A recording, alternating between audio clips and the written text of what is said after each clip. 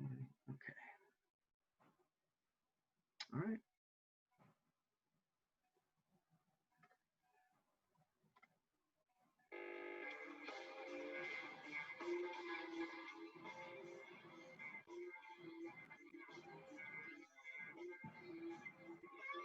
Hottest takes and sharpest insights. You're listening to Camellos Corner with Chris Camello, your voice in the world of sports. Hello, everybody. Welcome to Camellos Corner. I am your host, Chris Camello. Got another big week for you. The NBA playoffs are here. I mean, we've been waiting, 4 or 5 months for this, and they are finally here. No more scrimmage games, no more reseeding games. Every game counts, every game matters, and it is here. The Lakers clinched the #1 seed. The Clippers with the #2 seed. Both are going to have exciting first-round matchups. The Dodgers on a 5-game winning streak, including a sweep of their friendly neighbors down the 5 freeway this past weekend against the Los Angeles Angels of Anaheim. And here to help me break everything down, because it's too much for me to do it by myself, longtime LA sports journalist and reporter, my very good friend, Miss Jill Painter. Miss Jill Painter Lopez, I should say. My apologies. Jill, thanks for joining me. You got it, Chris. It's a lot of names in there, so I forgive you. But here with my coffee and Chris's corner to go over this. I mean, there's just so much you need your caffeine fix to go all over these playoffs. I mean, for having 4 months with nothing and everybody getting back into their bubbles and playoffs, I mean, I think it's pretty cool. I listened to some baseball games on my earphones, and for a second you forget that it's not a real baseball game with fans. Now, a real baseball game, of course, but just to hear the piped in crowd noise, you just you get away from it for a second. But it's a great time, and NBA has done a great job in the bubble keeping everybody safe so that they can even have these playoffs. So happy about it. Oh, no, for sure. I think I want to say 3 weeks in a row now, probably going on 4, where they've had 0 positive tests. And now there's a little bit less to worry about. There's 6 teams that are now out of the bubble, including the Memphis Grizzlies, who were eliminated this past Saturday in the play-in game, which the Portland Trailblazers, who have just been on a torrid stretch led by Dame Dollar himself. I mean, he literally willed that Portland Trailblazers team to the play-in game, to the 8th spot. So now their reward, the LA Lakers, the team that clinched the #1 seed.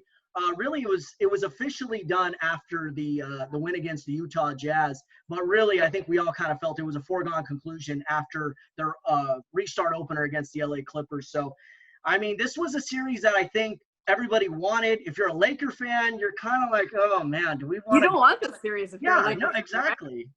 Damian Lillard, as we've seen him go off for 60 plus 3 times this year, and he's tough to guard. You also don't want to go up against them without Avery Bradley. That's what they're going to have to do, since Avery Bradley, understandably, they're their best defender on the perimeter and in the backcourt. And to not have him, everybody understands, certainly because of the family reasons that he couldn't be in the bubble. Right. But my goodness, they really need him. So I don't know. What are your thoughts on who they're going to put on him, and is it going to be by committee?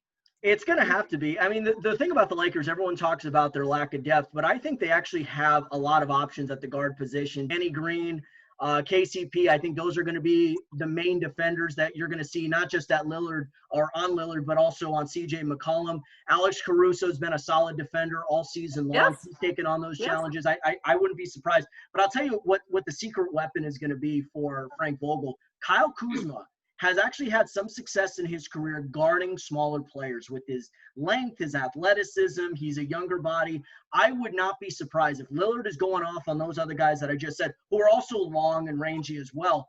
I would not be surprised if Frank Vogel throws Kuzma at him as well, considering they don't have a lot of big wing players. So you could throw Kuzma out there, and then you could have somebody chase around Gary Trent. Obviously, I think LeBron or Anthony Davis, they're going to probably be covering Carmelo Anthony. But, yeah, I want to just say it's going to probably be those 4 guys that are going to be the main defenders on Damian Lillard, Dame Dollar. Yeah, and I agree. I mean, he's going to go off and get his points. Like everybody knows that. Just like AD and LeBron are going to get theirs as well. But you just have to make sure it's those other guys. It's that the Carmelos don't get going and get on a hot streak, and McCollum and company. So because we know Lillard will. And then you have to look at offensively. I mean, they had such a difficult time shooting the 3 in the bubble, and got back to better shooting there towards the end. But still, I mean, Kyle Kuzma was really the only one that was consistently making threes in the bubble. And that could be a big problem, if you have an off night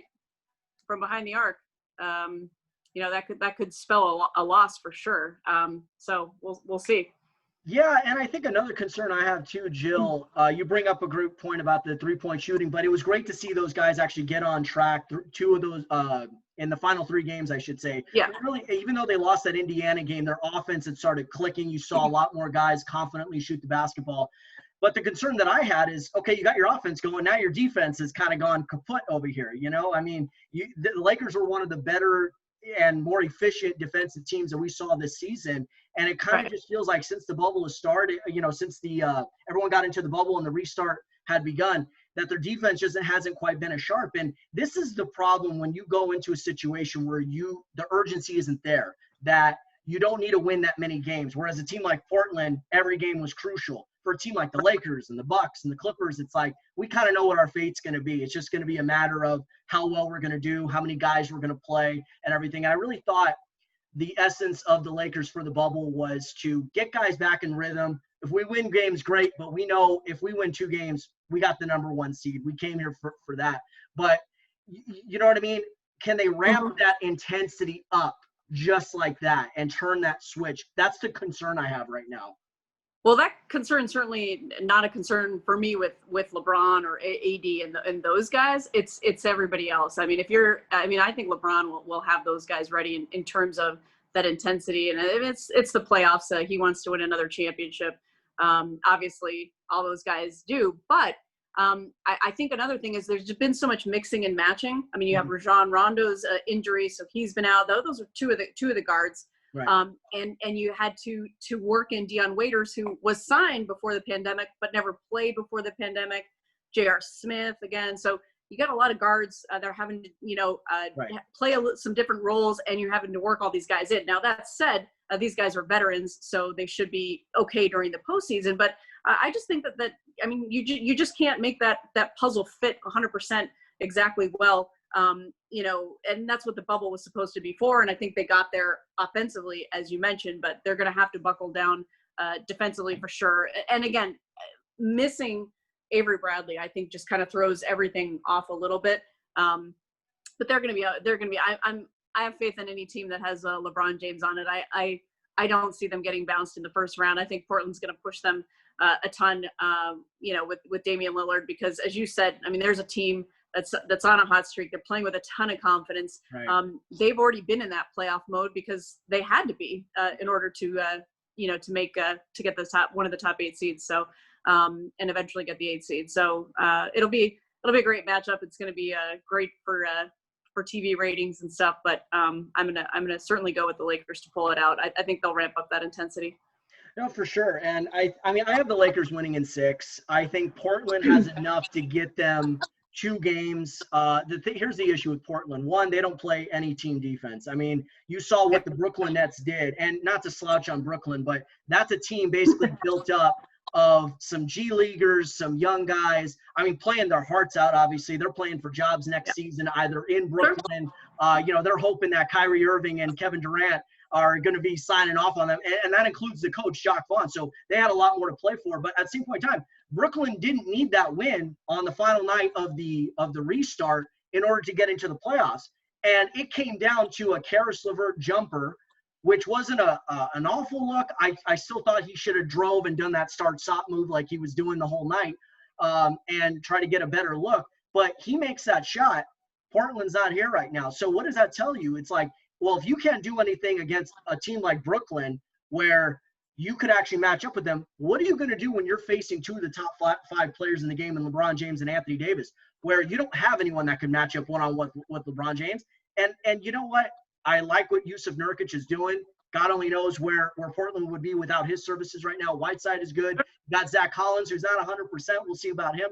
But no one could really match up with Anthony Davis when he's locked in, when he's assertive, when he's aggressive. I mean, you saw what he did to Rudy Gobert in that Utah games, and Gobert's a 2-time Defensive Player of the Year. So that is the concern for Portland. So as much as we talk about, well, who the Lakers are going to throw at Dame Lillard, who's Portland going to throw at those 2 guys? And that's why I give the Lakers the edge. Yes. Yeah. It's a good question for sure, and something they need to worry about. But I just think that for the Lakers, when you have a guy, you're talking about Anthony Davis, I mean, he's playing the best he has all season, even though it's been in the bubble. I mean, we've seen him. I mean, he's if you want to talk about the most important person, I mean, I think a lot of people would point to LeBron James, but I think it's going to be Anthony Davis, certainly in this series and certainly the playoffs, because we already know that LeBron's playing MVP caliber ball this season. The NBA's assist leader. We know he's going to get other people involved, Right. and if Anthony Davis is doing it on both ends of the floor, he's just tough to match up with, obviously, for anyone. Yeah, and I think the question then becomes, okay, we know what we're going to get from AD. We know what we're going to get from LeBron. Who else is going to step up? Kyle Kuzma, he hit that game winner against Denver, had a huge performance, 25 points. That was, I think, the Would have shot it over Jesus too, right? Oh my gosh, he could have shot it. I mean, forget Bull. Yeah, if he could fire it over Jesus, I mean, that was I couldn't help but think about the Beatles in that one moment. Remember what John Lennon said? You know, we're bigger than Jesus. Back in the day. Yeah. So I'm like, hey man, don't tamper with the gods. You never know. You just never know. I mean, but you know what? I like the fact that, I mean, he was that confident to say Yes. that after the game, right? And this guy has been not confident with his shots so often, right? Right. And you heard LeBron say he's our number 3 option. Do I think he's going to be, the number 3 option for every game? No, I think it's going to be somebody different every game. It's going to be Caruso. It's going to be Waiters. It's going to be, on some nights it's going to be Kuzma. So I think they're going to get those contributions from different guys. If Danny Green can find his shot again, and he's found a little bit of confidence there toward the end. I mean, you're talking about a guy that just, won a championship with Toronto. So he's got to get that playoff confidence back. But I honestly think that it is going to be a different third guy every night that's going to, help this team win games. We already know 1 and 2. And so I don't think it's going to be Kuzma is going to be that third option every night, especially if his shot's not falling. Oh, no, for sure. And I think, but that doesn't mean Kuzma still can't be a valuable part. And one of the things that I liked that he was doing before the shutdown was he was finding other ways to make a contribution on the court, even on the nights where A, his shot wasn't falling, or B, the shot attempts just weren't there because either LeBron or AD had it going or somebody else had it going. What was he doing? Right. He was playing harder defense. He was crashing the offensive glass, creating second chance opportunities. And in this particular series, like I said, you're going to need him to play defense on somebody, whether it be McCollum, whether it be Lillard, whether it be chasing around Gary Trent Jr. or even Carmelo Anthony. He's going to be on one of those 4 guys. And I think, like I said, if KCP and Danny Green are not getting it going, I would not be surprised if Vogel says, hey, do the best you can on Lillard. Just try to keep him in front of you as best as you can. But if Lillard is draining shots from the logo, or, you know what I mean, it's going to be one of those nights. But I think also, too, with Portland, they're going to collapse on AD and LeBron James. They're not going to they don't have anyone that could guard those guys one-on-one, right? So it's going to be up to those guys that I mentioned, and you mentioned KCP, Kuzma, Caruso, Danny Green, Markieff Morris when he's out there, knock down open threes. Because if you're knocking down open threes, now the defense is going to be spread out, and now that allows LeBron and or AD to do their thing one-on-one and create better shots and getting into the basket and drawing fouls. Right. And if you're the Blazers, you have to do that, though. If you're the Blazers right now, you're like, beat us with the 3 if you're going to beat us, right? Yeah. You guys, you're right. See who's going to make those shots. So you got to at least start that way.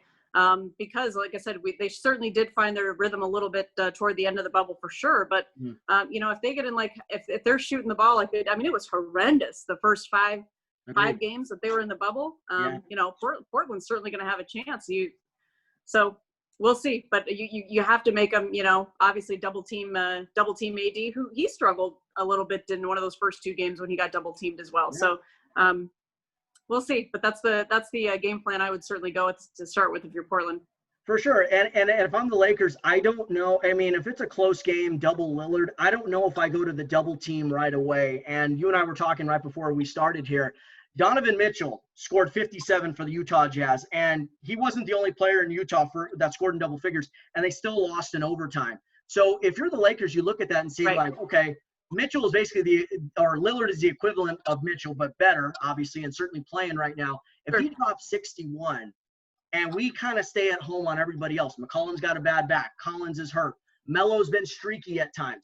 if we overreact to Lillard, not only is he going to get his, but now those guys are going to get going, and now we'll be in trouble. Phil Jackson once said, ain't no one man can beat this team. So if we don't overreact to Damian Lillard. Kobe probably disagreed.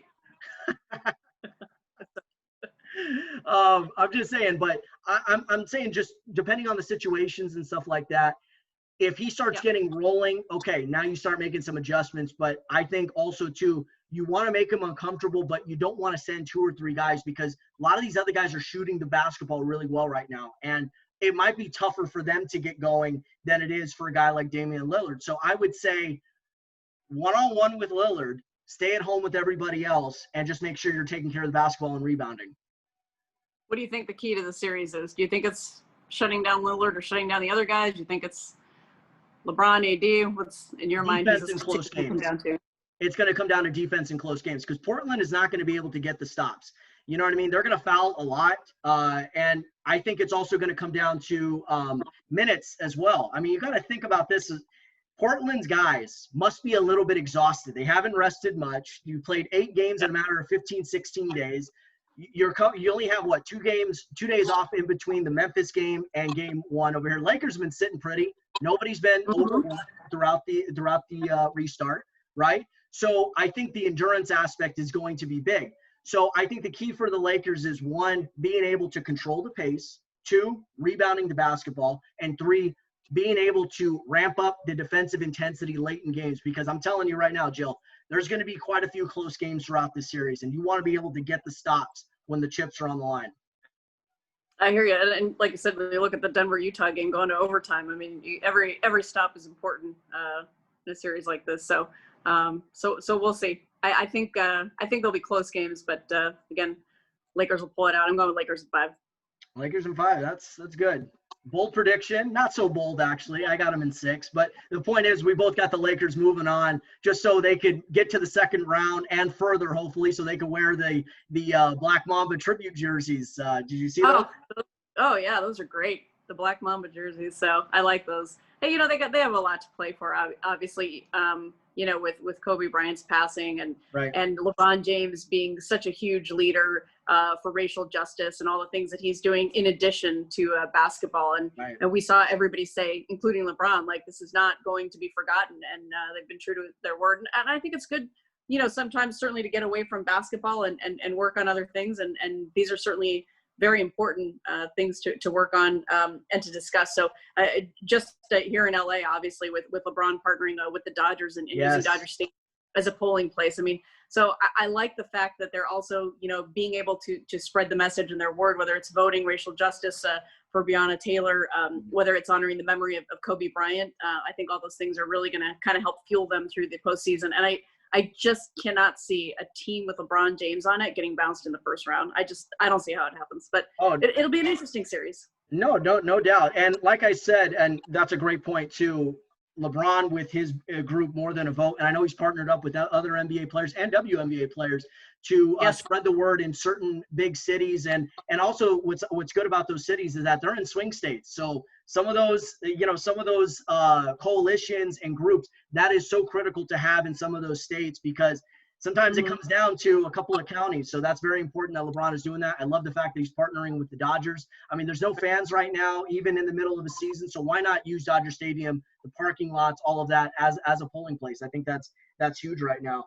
It was used for COVID testing. I think early on as well. So it's make use out of it where the help is needed for sure. And Dodgers have been great about allowing those things to happen. So. For sure. Yeah, no, it's that's definitely critical right now, especially with the election. We're about less than 3 months away now, about 2.5 months. You got the DNC going on Monday evening. So it's going to be a lot to watch for, not just through these playoffs or even during the baseball regular season, but a lot going on the political landscape as well. You're right. Let's stop for the playoffs. For sure. Speaking of the playoffs, the LA Clippers clinched the 2 seed. They get the Dallas Mavericks, another team with a dynamic duo in the first round. The Clippers just faced off against the Mavericks in a restart. That was a very close game, very competitive. Clippers were able to pull away late in that one. They actually swept the season series 3-0. Luka Doncic, Kristaps Porzingis finally healthy. He's been fantastic. Luka's had some amazing performances as well. But the Clippers, with a proven winner in Kawhi Leonard, two-time champion, two-time Finals MVP, they're about to get Montrezl Harrell back. You got Paul George, who has looked fantastic since he got to Orlando, and a lot of other guys have really started to step up and play well, including former Laker Ivica Zubac. So, Jill, I'll turn it over to you first. What is your take on what to expect in that Clippers Mavericks series that's actually going to kick off Monday night?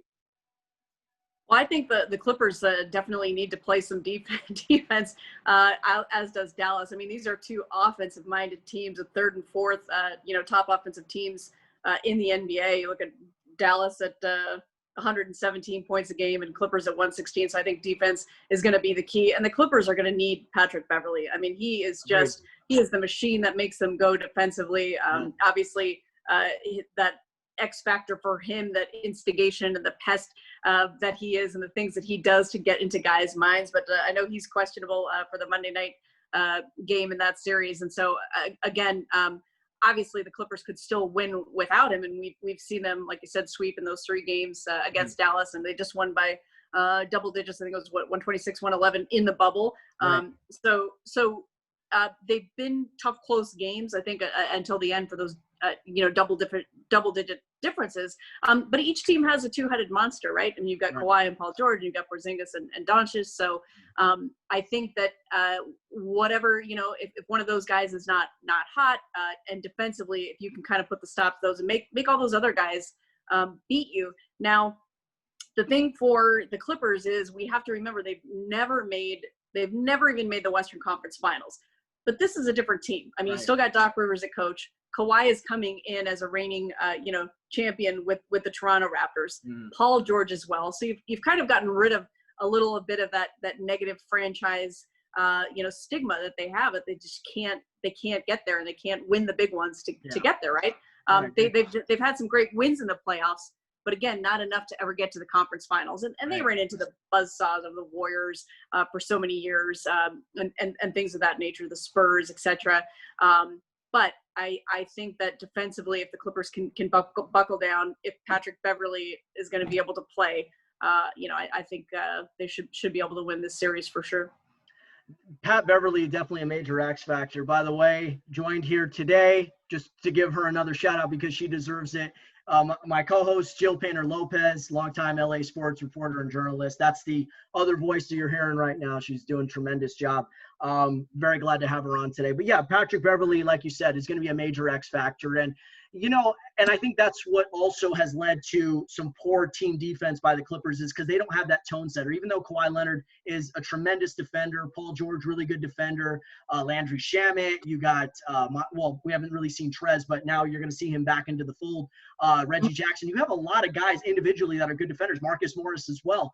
But the thing is, Beverley sets that tone with his intensity, his energy, the trash talk, his ability to get into guys' ears and in their heads. You saw what he did in that Portland game while Dame was at the free throw line. Hey, it's Dame time! Pointing to his wrist and everything while Dame was at the free throw line. So that was funny. Yeah, exactly. But, I mean, it's critical in setting a tone and setting that energy to that his teammates could really feed off of and build off of. And the one player that I equate to what Beverley brings to the Clippers was Draymond Green, because Draymond Green did a lot of those things for the Golden State Warriors. His playmaking, his defense, the trash talk. I mean, he is the heart and soul. And I still think even as great as Leonard and Paul George are, Patrick Beverley and the energy that he brings isn't just going to help to have another defender on Luka Doncic, but also set a tone to now where all the Clipper players are going to be locked in and working as one defensively. So that's why I think he's a major X factor. I mean, listen, Luka's going to find ways to be effective, either as a scorer, playmaker, rebounder, shooter, whatever the case is. He's going to, just like with Dame, they're going to find ways to be effective. You're not going to stop them. But what you want to do is make life difficult on them and make sure nobody else really goes off. And the thing that is going to hurt Dallas, who's going to match up with Kawhi? Who's going to match up with Paul George? I mean, I like Dorian Finney-Smith. I like Tim Hardaway Jr., but if those are your main and, let's be honest, only components to throw at those guys, they're going to be in trouble. And I think the Clippers might win in 5, maybe 6 games. I mean, the Porzingis matchup could be a problem for the Clippers because, like I said, I don't know what to expect from Trez. So but I think overall, as long as the Clippers have those two guys healthy and locked in, Dallas is really going to struggle. especially in close games. Right. And I think Harrell will, I mean, we obviously know that his grandmother passed away, and that's why he had to leave the bubble and come back and quarantine. And it's going to take him a little while, but he's been, such an effective guy for the Clippers. And I think they just have so many guys like him, whether you're coming off the bench or not, and the Lou Williams, et cetera. They all know their role, and they all are able to fill that role. And I don't think Dallas has a bunch of guys like that, because you can ask yourself, who's your number 3, number 4, number 5, number guy coming off the bench that they're really going to make those key contributions for you. And I think the Clippers, have that with their guys. And I just don't think Dallas does. So, I mean, the Clippers are just a lot deeper as well. So I think they, like I said, who's going to slow down Kawhi? And if you can't slow down Kawhi, then Paul George. And if Lou Williams is hot, those points coming in off the bench, I just think they've got too many weapons. So, but again, without Patrick Beverley, that's going to be tough.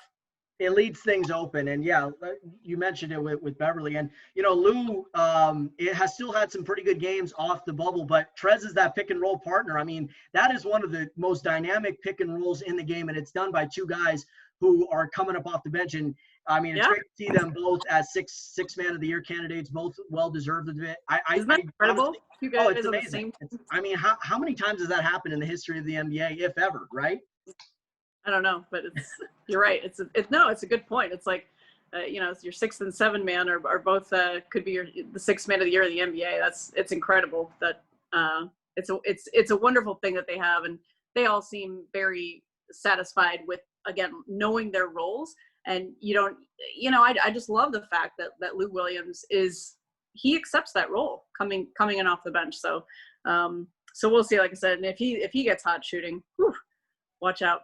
Oh man, no, you're right. And I mean, you got Reggie Jackson too. He's got some playoff experience with OKC and Detroit. Marcus Morris has been there, with Boston recently. You have a lot of guys with just experience and guys who have actually embraced the moment. You look at that last year, some of those guys like Lou Williams, JaMychal Green, Trez, they all played well in that series against Golden State. Yeah, they lost in 6 games, but they gave the Warriors all they could handle. And I think what separates the Clippers from other teams is that depth and the quality of the depth. So it's like, okay, we could put Kawhi and Paul George on the bench and run out a second unit lineup of Trez, Lou, Reggie Jackson, JaMychal Green, Landry Shamet, and or Marcus Morris, depending on the matchups and whatnot, and know that those guys are going to be able to maintain and or expand the lead because of just how explosive they are. So I think the issue with the Clippers is the team defense overall, and I think that's what makes the series more interesting, and the fact that we don't know what to expect from Trez when he comes back. I know he's been dealing with a lot with his family. Thoughts and prayers are with his family, and I know his grandmother, he spoke about the impact that his grandmother had on his life, and same with Lou when he lost his grandfather. It's hard to deal with other life stuff and then try to get back in and lock in on basketball, and it kind of just seems trivial at that point, but this is your job. So, and they're going to need him to match up against Kristaps Porzingis. I think that's the one area where the Clippers don't have, nobody does really, but they don't have a lot of long, agile guys who could guard big men out on the perimeter. Zubac is better off in the paint. Noah, better off in the paint. JaMychal Green could be one of your, good defenders, maybe Marcus Morris, but then, Porzingis could then go down on the post on those guys. So that's going to be a major X factor. And even then with Dallas, I don't think it's going to be enough, because if all 4 of those guys, Luka, Porzingis, Kawhi, Paul George, score 30, right? And the Clipper role players outplay Dallas's role players, then it's a wrap. That's the difference right there. I don't see it happening any other way. So like you said, I mean, each the 2-headed monsters can go off, but what is everybody else doing? So, another thing I like about the Clippers is just looking again at their rebounding stats. I mean, you don't have one guy who's doing it all. You have a ton of guys who are doing it all. Leonard and Harrell and Zubac, all 7.5 rebounds a game or around there. And it's like, I think they all do those little things, with steals and that team defense is going to be important, but rebounding obviously huge as well. And they have all those guys play a role in that. In crashing the boards. So that's another thing I like about them. Yeah, exactly. So what is your prediction for Clippers Mavs? I think the Clippers win the series. I don't think they're going to sweep. I think it's going to be hard to sweep Dallas, but I would say 5 or 6 games, Clippers will win. That's going to be very interesting. And you know what, Rick, you talk about how good of a coach Doc Rivers has been, and one of the more longer tenured coaches now in the league. I think this is his 7th or 8th season I think it's his 7th season with the Clippers. Rick Carlisle's been there 11 years, and, he's won a championship, and he's actually had to transition out of the Dirk era. And Mark Cuban and Donnie Nelson have done a great job putting together this team and this roster that really suits what Carlisle wants to do with this squad. So even if Dallas doesn't, upset the Clippers, which I don't think anybody is expecting that. I don't think anyone expects the series to go, even though the national guys were talking, Max Kellerman and Kendrick Perkins, they were like, hey, don't sleep on Luka. They could push the Clippers to the brink. I don't think that's going to happen, but I think it's important for Porzingis and Luka to get this type of experience and have something to build on next year. But mark my words, if Donnie Nelson doesn't address that wing position and get some more size, more athleticism, more defensive-minded guys, I think that's what's going to keep Dallas from getting to a certain point, even with Porzingis and Luka continuing to grow and evolve together. Yeah, absolutely. I mean, it's been a problem for a lot of NBA teams. I mean, you get those 2 guards. I mean, you look at Harden and Westbrook in Oklahoma City. I mean, you look at the combination in Dallas. It's tough to get all those other guys to sign for, less money in the offseason. I mean, we saw that problem with the Lakers until, this year as well. So when Kobe was there, I mean, for so many years, it's just tough to after the Gasol, after they won that championship in 2010. I mean, there's a lot of lean years in there, so it can be tough. So and there's teams have those runs with players and stuff, but the fact that Dallas got Porzingis, I mean, that was a pretty amazing, right?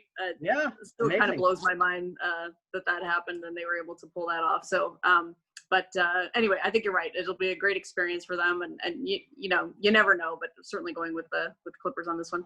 Yeah, and how many games? Oh yeah, I think I don't want to say 5 games. Would not be surprised if it goes 6. Just because how amazing Luka is, how great Porzingis has looked. Porzingis, this was his first full season back, and even then he was missing some time here and there. So how he's looked in the bubble, he's been fantastic and really starting to look close, maybe even better than those final couple of seasons that we saw in New York. I mean, 7'3", could handle the rock, could post up, could rebound, could block shots, could stretch his game out to the 3-point line, shooting, I think, around 35% from downtown, create so many matchup problems. And you know what I mean? And it's like you don't want to overcommit to Porzingis because you still have to account for some of these other shooters. You got to account for the Max Klebas. You got to account for Dorian Finney-Smith and Tim Hardaway Jr. and Seth Curry and those guys. So that's the thing that makes Dallas such an interesting team. But once again, just like with Portland, they could score a lot of points, but when it comes down to the finer points, the rebounding, being able to get defensive stops, that is what's going to keep these teams from not just winning a series, but, even challenging teams like the Lakers and the Clippers, who I think when it's all said and done and you got them backed in the corner, they're going to be able to ramp up the defensive intensity with it, using their experience and their depth and obviously their size and athleticism, and really impose that on both Portland and Dallas respectively. Right. I agree. So let's get this series started. And I would love to see, a Lakers Clippers. I really would. I think that'd be pretty awesome. But again, they have a lot of work to do to get to the conference finals, and to get to the NBA finals, because that's something this organization hasn't done. And I think with having these guys like Kawhi and Paul George, it's possible, but they still have to get past that stigma. Yeah, no, for sure. I mean, both teams are in unique positions. I mean, the Clippers have never been to a Western Conference Finals. The Lakers haven't been to one since 2010. The Lakers' last playoff series win was 2012, and their last playoff appearance was 2013. So it's been a rough 7 years for Laker fans, and I think this is an experience to treasure. And yeah, it's not at Staples Center. You're not going to see the purple and gold Laker Nation congregating at Staples Center in downtown in drones. But this is what we got, and we still have to appreciate it. And this is something to still be taken seriously. And for Clipper fans too, for for the loyal Clipper fans that have had to ride out the Darius Miles, Q Rich era, the Donald Sterling era, the CP3 Blake Griffin era. I mean, and even some lean years post CP3 and Blake, and there's been a few. It's definitely an experience for them, and they probably feel like, hey, forget Laker Nation. We feel like this is our time now. This is our time to get to the conference finals and beyond, and really, be the last team standing and bring home that Larry O'Brien trophy out of the bubble, right? And why not, right? It's just a crazy year, which brings us to a point. I wanted to get your opinion on. People are saying, oh, there's going to be an asterisk by the season. Whoever wins, do you think there'll be credibility and respect for whoever ends up winning this NBA title, whether it's the Clippers or the Lakers or if it's Milwaukee, whoever it is? I feel like you got a lot to battle. And yes, there's going to be an asterisk in that it's a different type of season and you're having to stay healthy and battle COVID and deal with that mental aspect of being in a bubble and away from your family. And life happens while you're still in that bubble. And we've seen so many guys have to leave and come back. So I think this is going to be, it's going to be a different championship, of course, but I'll have all the respect in the world for whoever can come out of this and win the championship, because it's not necessarily going to be the best team that wins. It's going to be the team that stays the healthiest and that's, been able to endure a lot of these things that the pandemic has presented. No doubt. And I agree with you. And I'm going to quote Candace Parker, and she was asked this right as the season had just begun. And they said, whoever wins it this year, they deserve an exclamation point, not an asterisk. Considering all the things you've had to go through, the daily testing, being isolated from your families, being isolated, from your home, crowd and home arena and your daily routine and just your home period, the place that you dwell at. It's definitely difficult. And this has really been the ultimate sacrifice I think all of these players have made. So the only reason why I would say no, it does not deserve an asterisk is because 3/4 of the season, maybe even more, was already played. So you already knew who the big players were. You knew it was going to be Milwaukee, Lakers, Clippers, maybe Boston, maybe Toronto, Philly in that mix. So that was the thing. So the reseeding, it gave opportunities mainly for the Western Conference teams to get a chance to get in there. So maybe if it was normal time, maybe Memphis does hold on and doesn't have to worry about a play-in game to get in as the 8th seed. But but that's it though. Everything else, you're still playing 7 games. Yeah, there's no home court, but there's still basketball to be played, legit basketball. And it's not without fans or anything. So I don't believe it will deserve an asterisk. And here's another thing. This wasn't caused by a labor strife. This wasn't caused by two sides, agreeing on what percentage of the revenue sharing. This was caused by a global pandemic that affected all of humanity, everybody. So it's not fair to throw out like the whole asterisk thing, because it's not something that anybody could have predicted or could have controlled. So going back to your original question, no, I do not believe that the championship or the champion deserves to have an asterisk next to their name for the 2020 championship. Yeah.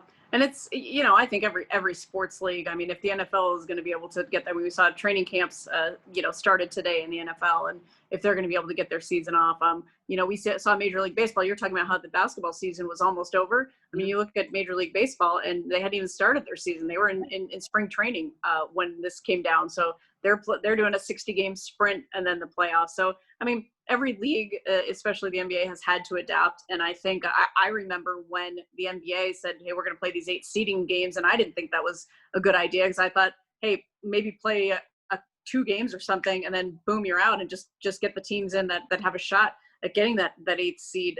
Because I thought, you can't risk, health for all these extra games, when, hey, it sucks if you're the 10th seed and you're 4 games back or whatever it is.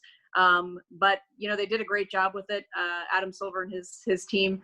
And we've seen that the bubble has certainly worked for the NBA. So I like it. I think they've done a great job, and I'm good with whoever wins is certainly not tainted. I think it should be respected almost even more so.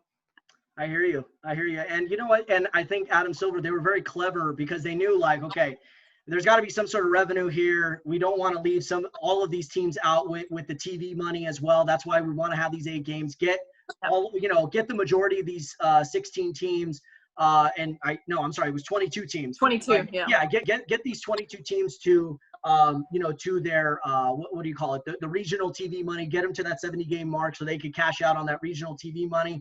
We'll work out an accommodation with the other 8 teams that weren't fortunate enough to, be invited to the bubble because they were too far out. So, I'm sure that there's probably a deal where they'll get a cut of the TV money from the playoffs and everything with the revenue sharing. But I mean, this was the hand that they were dealt, and they did the best they could with that. So, hey, we'll give the teams that are close to getting into the playoffs a shot while getting to that 70 game mark. So the TV money could come in, and there you go. So, I mean, we've seen some great things, a lot of creativity from Adam Silver, and that's why he's one of the, if not one of the greatest, he's definitely the greatest commissioner I think we have in pro sports. And I'm telling you, he's been fantastic. Right. The other leagues were certainly able to kind of follow what they did, and obviously MLB decided not to do a bubble, and it's they've had a couple of, they've had the Marlins and the Cardinals, and now they've got Reds, Cleveland. You got a couple of players going rogue, et cetera, et cetera.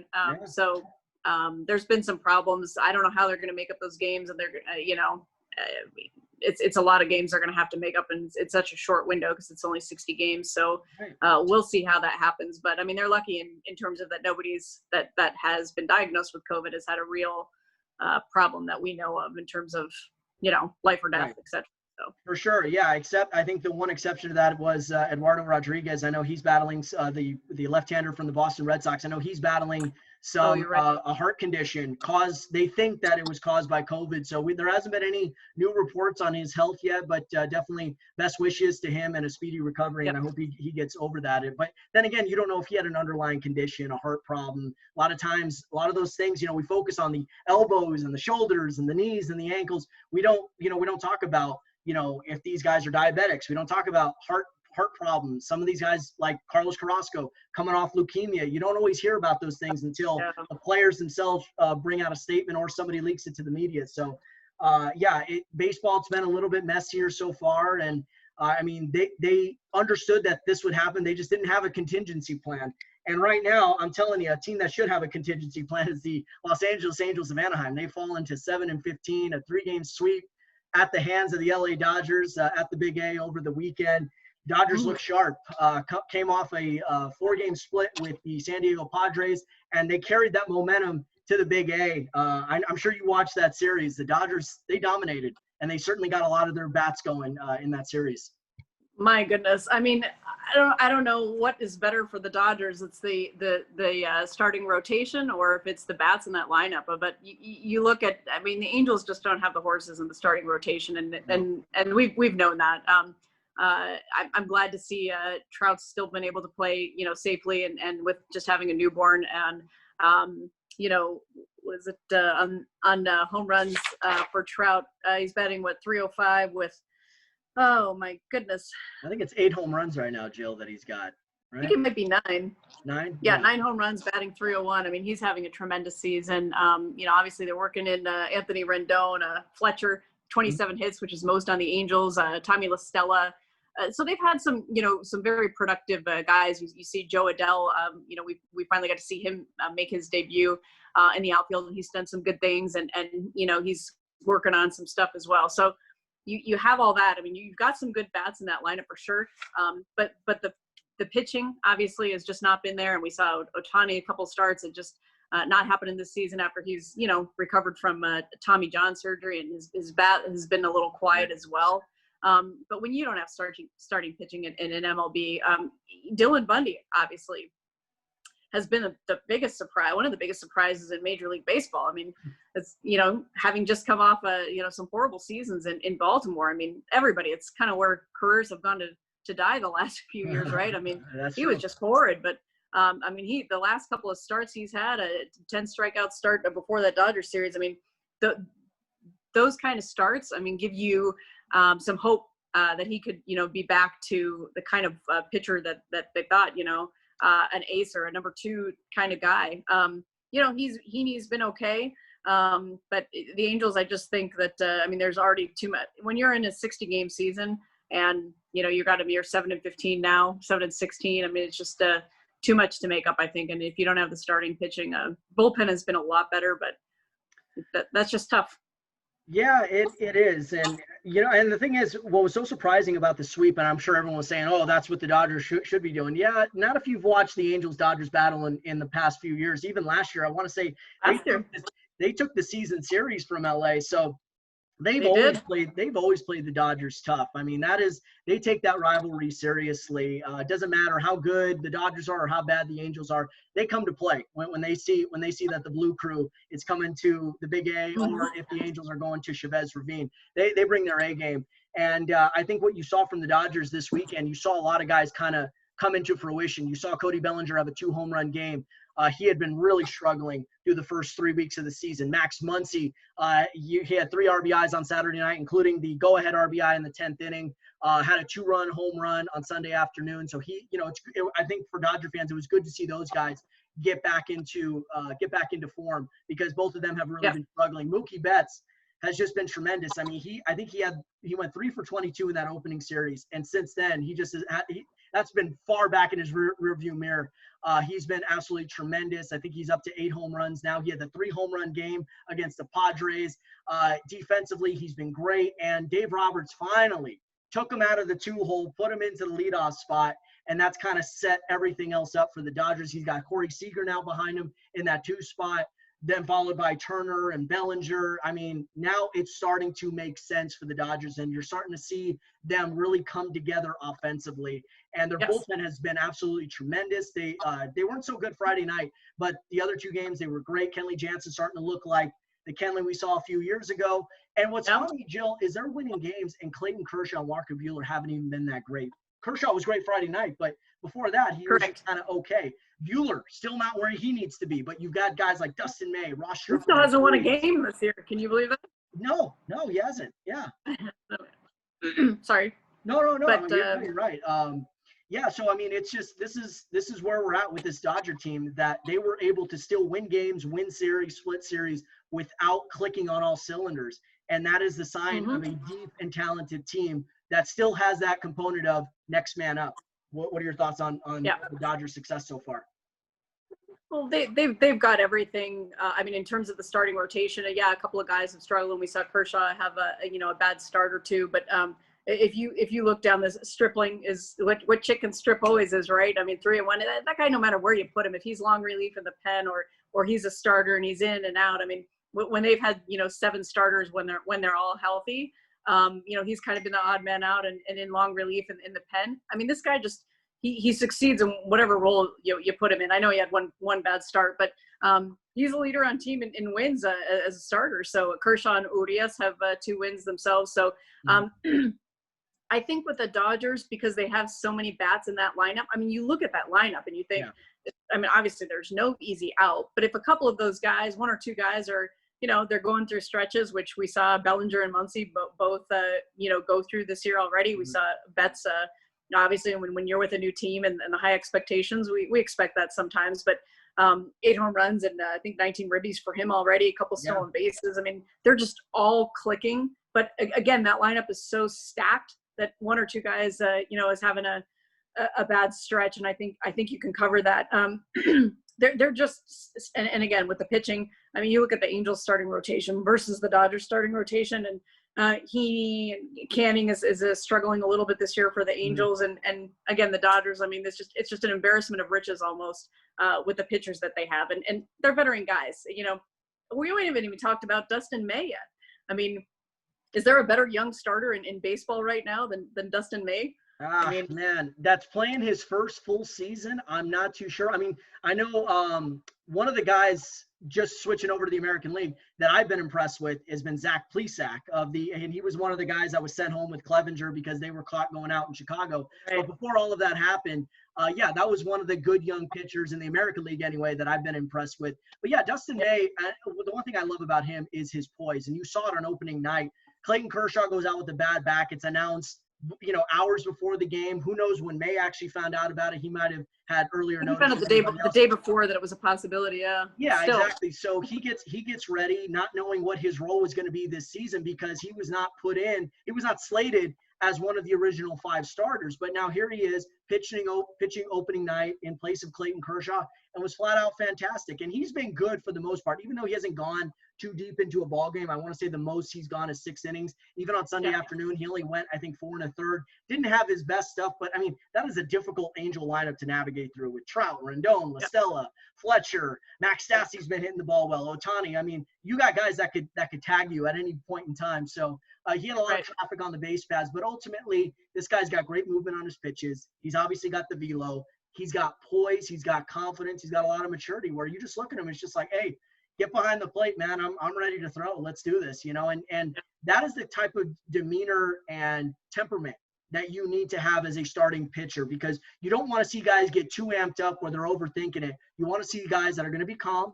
especially in a hostile environment, that are going to go out and trust their stuff and just say, here, try to hit this. I don't care who you are. I don't care how many MVPs or all-star or all-star appearances or how many commercials you do.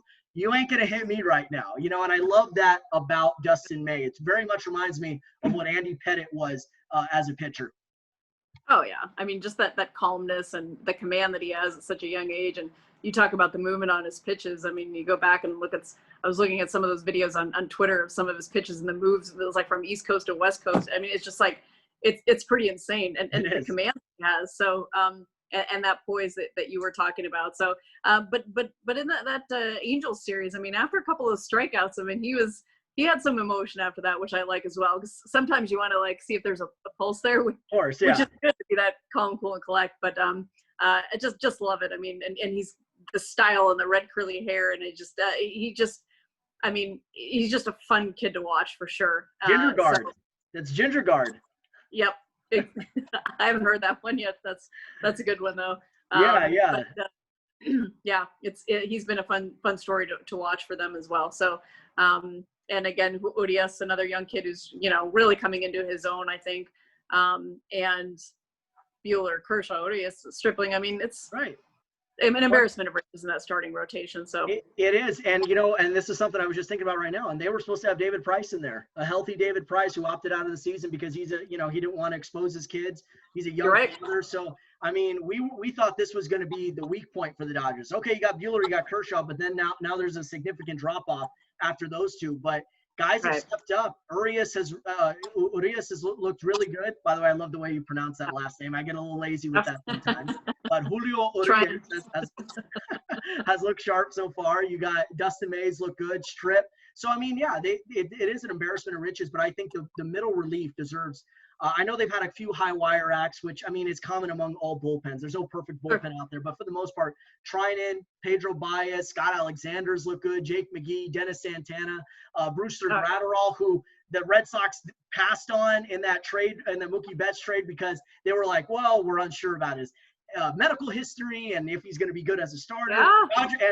Typical Andrew Friedman. Oh, he's got some issues. We'll take him on. We'll fix him up. We'll take a chance on him. And the guy throws 99 to 100 with unbelievable movement, and he does it effortlessly. That is a future closer right there, huh, Jill?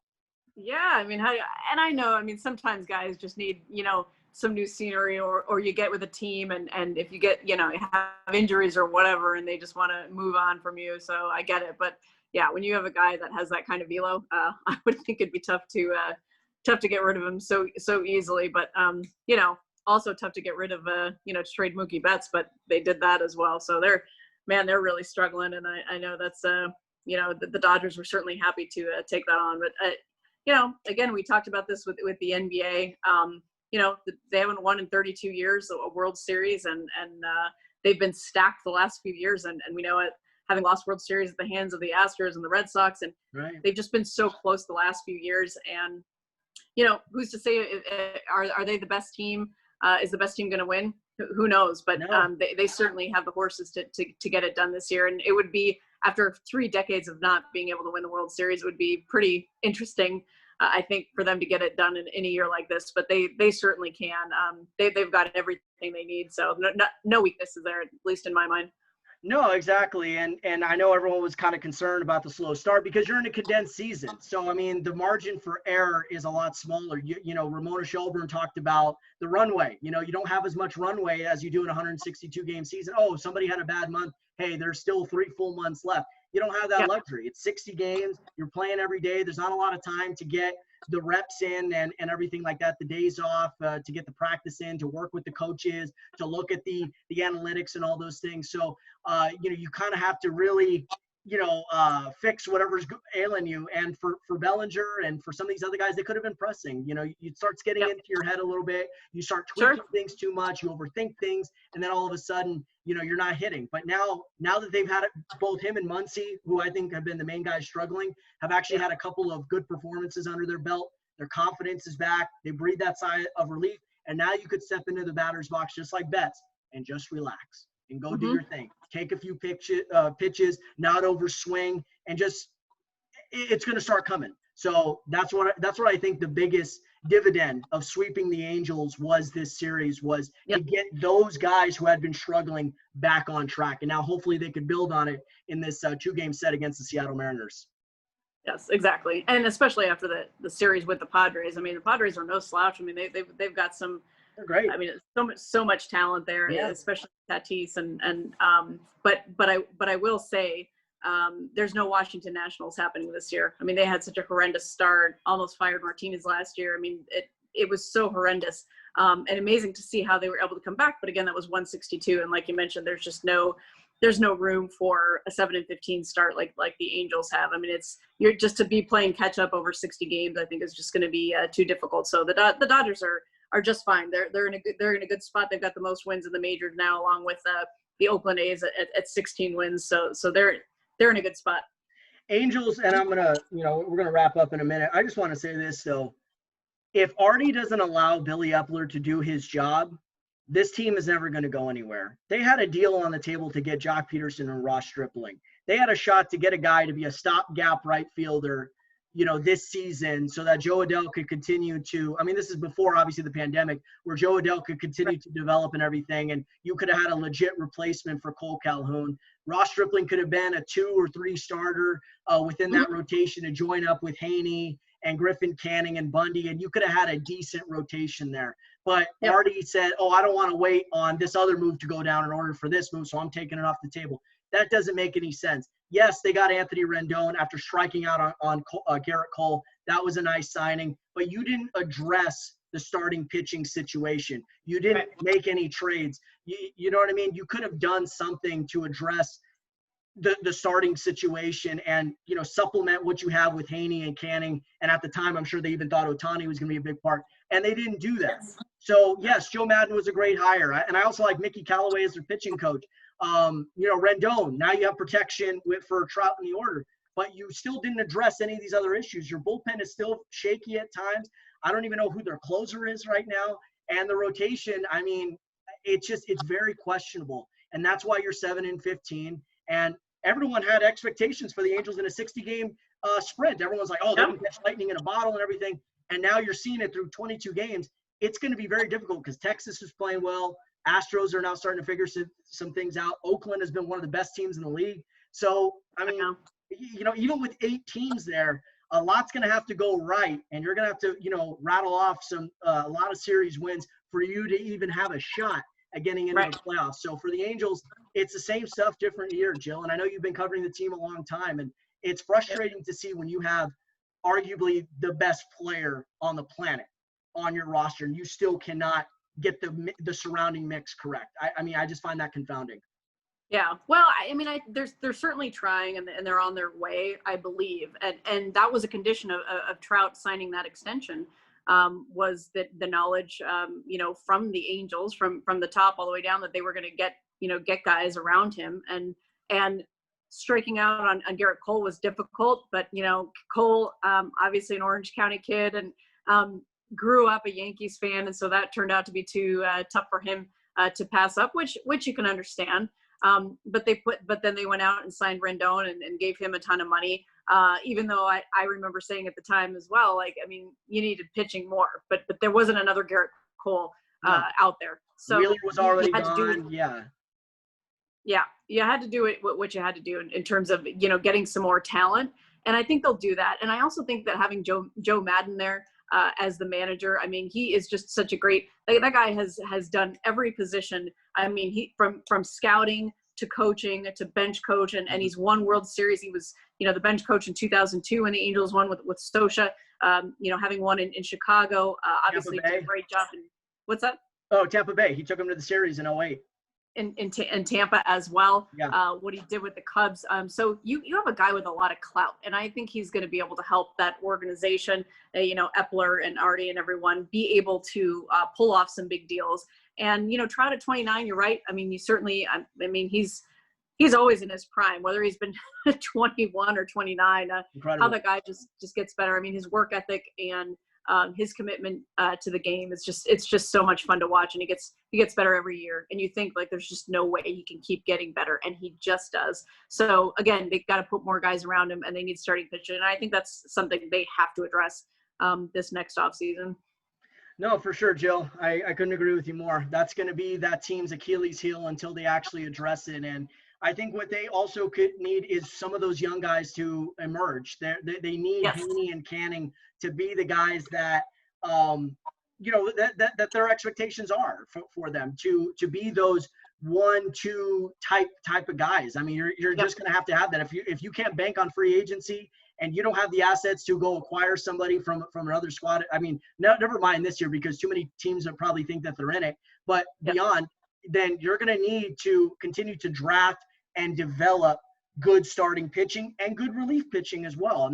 And if you don't believe that, take a look at what the Dodgers have done. I mean, case in point right there. So it doesn't always work out that way, but I mean, the farm system, I think, is just as big of a concern, if not the biggest concern for why the Angels have not been as good as we all expected them to be these last few years. So yeah, anyway. and I think Hansel Robles is. I mean, he's he emerged as their closer last year. They haven't had as many or enough opportunities to see what he can do this year, right? I mean, you got to be in the lead to bring in your closer. So he's had a lot of work when they were down, etc., just to get his work in. But they do need to get a solid left-handed reliever out of that pen for sure as well. And I think that they'll get there.